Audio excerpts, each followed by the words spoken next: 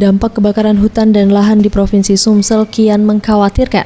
Kabut asap pekat menyelimuti Kota Palembang dalam beberapa hari terakhir.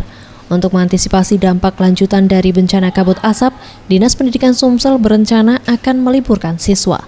Menurut Widodo, Kepala Dinas Pendidikan Sumsel yang ditemui Selasa 1 September 2015 mengatakan, sekolah dapat mengambil kebijakan jika kabut asap kian pekat di Kota Palembang, serta mengganggu kesehatan siswa, dengan meliburkan kegiatan belajar mengajar, namun dengan syarat, yaitu tetap memberikan tugas rumah.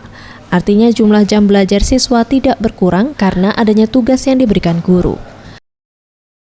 Kemudian juga bisa membahayakan menurut ketentuan yang ada dan kesehatan atau lingkungan hidup menyatakan bahwa itu melampaui ambang batas, maka itu difakultatifkan. Fakultatif itu nggak libur, tapi anak di rumah dengan diberi tugas-tugas untuk belajar seperti biasa.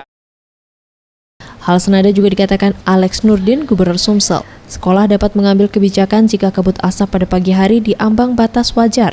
Namun sejauh ini kabut asap sudah mulai tipis karena gencarnya usaha pemadaman hotspot yang dilakukan oleh BPBD Sumsel. Dirinya menghimbau untuk masyarakat selalu gunakan masker selama beraktivitas di pagi hari. Hal ini dilakukan untuk selalu menjaga kesehatan. Kita habis-habisan mati-matian. Kalau kamu tidak percaya, Mel, padamkan itu. Setengah mati, tim darat, udara, tim modifikasi, kemudian waterbombing. Jadi dukung. Farel Dwi Satria, Sriwijaya TV.